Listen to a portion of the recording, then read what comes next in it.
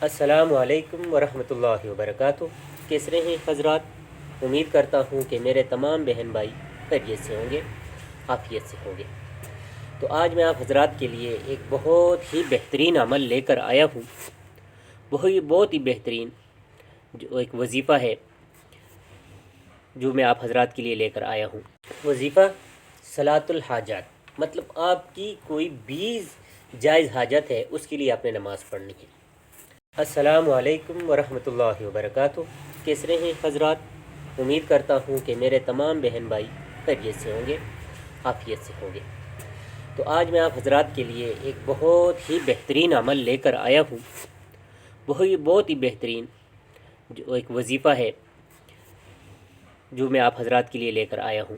وظیفہ صلاۃ الحاجات، مطلب آپ کی کوئی بھی جائز حاجت ہے اس کے لیے آپ نے نماز پڑھنی ہے۔ اب ایک شرط یہ ہے کہ آپ کی جو حاجت ہے وہ جائز ہونی چاہیے۔ جو طریقہ میں آپ کو بتاؤں گا وہ آپ کریں گے، وہ آپ اس طریقے سے آپ سے دعا مانگیں گے تو انشاءاللہ ضرور بضرور اللہ تعالیٰ آپ کی وہ جائز حاجات پوری کریں گے۔ اب دعا طریقہ کیا ہے؟ سب سے پہلے آپ یہ جان لیں کہ یہ جو دعا، یہ جو طریقہ میں بتا رہا ہوں، یہ امام شافعی رحمہ اللہ فرماتے ہیں کہ حضرت خضر علیہ السلام اپنی مریدوں کو، یہ لوگوں کو یہ بتایا کرتے تھے کہ آپ کی جو بھی جائز حاجات ہو آپ اس طریقے سے دعا کر کے، یہ جو وظیفہ بتاؤں گا یہ کر کے آپ اگر اللہ تعالیٰ سے دعا مانگیں گے تو اللہ تعالیٰ ضرور بضرور آپ کی جائز حاجات کو پورا کریں گے۔ اب طریقہ کیا ہے؟ طریقے میں ٹوٹل 4 چیزیں ہیں، یہ آپ پہلے سے ذہن میں رکھ لیں۔ 4 چیزیں ہیں۔ سب سے پہلے آپ کیا کریں گے؟ 2 رکعت نماز صلاۃ الحاجت کی نیت سے پڑھیں گے۔ اس کے بعد عام طریقے سے آپ نے نماز پڑھنی ہے، اور اس کے بعد سورۃ الفاتحہ پڑھ کے 10 مرتبہ آپ نے سورۃ الکافرون پڑھنی ہے، قل یا ایھا الکافرون۔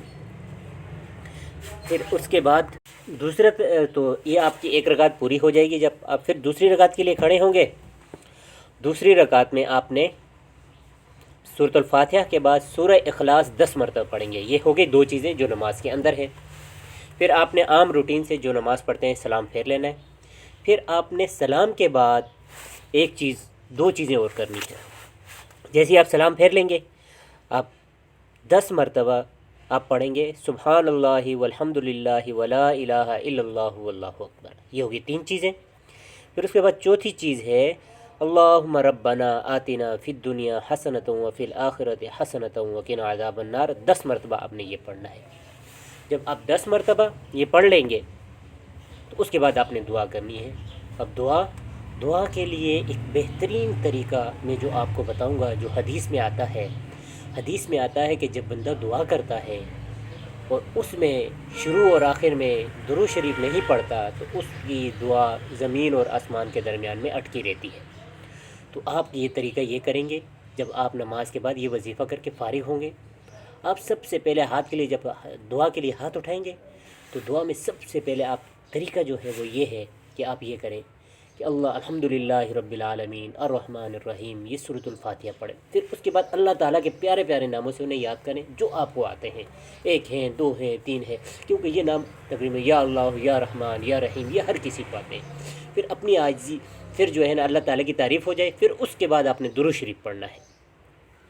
پھر اس کے بعد آپ نے جو چیز اللہ تعالیٰ سے، جائز چیز اللہ سے مانگنی ہے، گر گرا کے دل سے اللہ سے مانگیں۔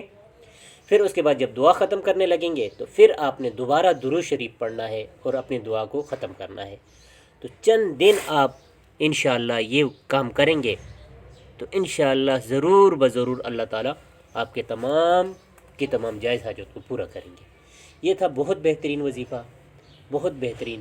اگر ہاں اور بھی کسی بھائی کو کوئی وظیفہ چاہیے ہو کسی بھی معاملے میں تو آپ رابطہ کریں، انشاءاللہ آپ کو بہترین سے بہترین وظیفہ اور عمل آپ کو بتایا جائے گا۔ جزاک اللہ خیر۔